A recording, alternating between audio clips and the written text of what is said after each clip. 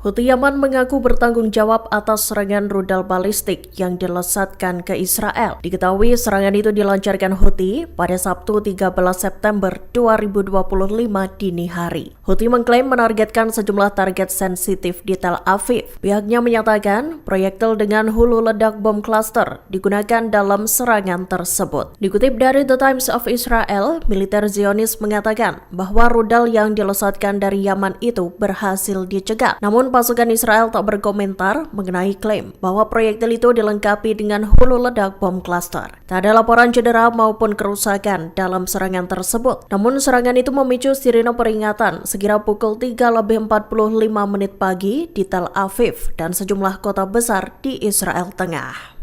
Konflik Timur Tengah meluas. Terbaru Qatar menjadi sasaran serangan udara Israel beberapa waktu lalu. Kini rahasia di internal Israel bocor dan dikabarkan oposisi mulai mengambil langkah serius dengan menyiapkan pengganti Perdana Menteri Israel Benjamin Netanyahu. Mengutip Tribun News pada 13 September, kabar ini menurut laporan dari sumber utama Ma'arif pada 12 September 2025. Dilaporkan bahwa Avigdor Lieberman, ketua partai Yisrael Beiteinu, telah menyiapkan sebuah dokumen di mana isinya berupa prinsip-prinsip dasar pemerintahan Israel berikutnya, disusun sebagai panduan blok oposisi yang membentuk pemerintahan alternatif dari koalisi Netanyahu. Draft itu disusun oleh anggota Knesset Yisrael Beiteinu, Oded Forer, mencakup agenda sosial, keamanan, dan ekonomi. Satu poin utamanya adalah penerapan konstitusi nasional untuk memperkuat demokrasi, melindungi hak asasi manusia, serta menegakkan pemisahan kekuasaan. Adapun rancangan itu dianggap sebagai langkah politik serius oposisi, terutama karena Netanyahu saat ini menghadapi tekanan besar, termasuk penyelidikan Mahkamah Pidana Internasional atau ICC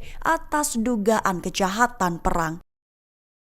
Sumber keamanan Israel mengatakan bahwa Hamas melakukan perombakan dengan struktur kepemimpinannya secara signifikan, mulai membangun sistem komando dan kontrol baru yang terorganisir, bersiap hadapi perluasan invasi darat militer Israel. Mengutip Tribun News pada 13 September, hal ini dilaporkan oleh sumber utama media Ibrani pada 12 September 2025. Perubahan struktur kepemimpinan Hamas ini merujuk pada dipilihnya tokoh bayangan yang dikenal sebagai Muhannad Rajab sebagai komandan baru. Dia dikabarkan dipilih untuk menggantikan Aldin Al-Haddad sebagai kepala brigade kota Gaza. Adapun Haddad disebutkan telah mengambil alih tanggung jawab untuk memimpin sayap militer Hamas tersebut secara keseluruhan. Tepat setelah terbunuhnya kepala staf Mohammed Deif, wakilnya Marwan Isa, dan kemudian Mohammed Al-Sinwar yang sebelumnya ditugaskan untuk sementara waktu memegang peran tersebut. Lantas sumber keamanan Israel menyebut bahwa tujuan perombakan struktur sayap militer Hamas ini guna mengarahkan operasi perlawanan menghadapi pasukan Israel. Mesir kirimkan pesan peringatan kepada Amerika Serikat dan Israel, memperingatkan bahwa akan adanya konsekuensi serius jika Israel menyerang negara Mesir. Mengutip Tribun News pada 13 September, hal ini diutarakan oleh seorang pejabat Mesir dengan tanpa disebutkan namanya pada 12 September 2025. Dilaporkan bahwa pesan itu dikirim Mesir secara resmi. Langkah itu diambil tepat setelah rudal hantam Qatar. Lantas pejabat Mesir itu memperingatkan Washington bahwa segala bentuk tindakan militer Israel di tanah Mesir akan menimbulkan konsekuensi serius. Mengingat jika di sisi militer, Mesir memiliki kekuatan tempur besar di kawasan, diyakini akan mampu merespons dengan tegas, membuka potensi konfrontasi bersenjata langsung antar negara. Sementara itu di sisi diplomasi, jika Israel menyerang maka langkah itu berpotensi memperdalam isolasi internasional di pihak Israel, sekaligus memicu tekanan besar dari Dewan Keamanan PBB maupun sekutu-sekutu baratnya.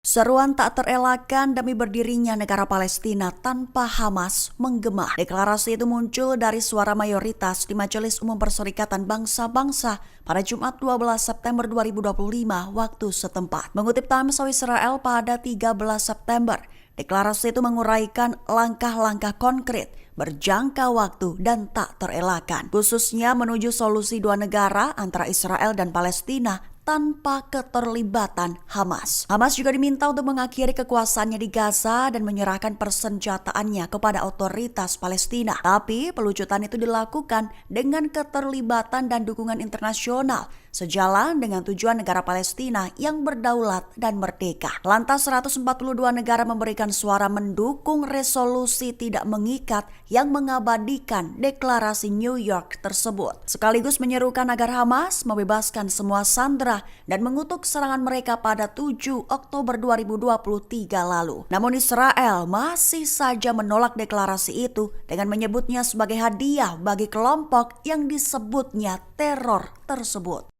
Belasan senjata buatan Amerika Serikat diluncurkan dari atas Laut Merah. Serangan udara itu diklaim dilakukan cepat agar pemerintahan Donald Trump tak bisa mengajukan keberatan. Mengutip Times of Israel pada 13 September, hal ini dilaporkan oleh sumber utama Wall Street Journal pada 12 September waktu setempat. Lebih tepatnya dilaporkan bahwa serangan Israel yang menargetkan para pemimpin Hamas di Doha mengandalkan rudal balistik Amerika yang diluncurkan dari udara yang ditembakkan dari atas Laut Merah. Menurut laporan, 8 F-15 dan 4 F-35 ikut serta dalam operasi tersebut. Terbang ke selatan dari Israel melintasi Laut Merah sebelum meluncurkan rudal balistik ke arah Qatar dari sisi berlawanan Jazirah Arab. Adapun serangan itu dirancang untuk menghindari jet tempur Israel memasuki wilayah udara Saudi dilakukan dengan cepat, sehingga diklaim agar pemerintahan Trump hanya punya waktu sedikit untuk mengajukan keberatan.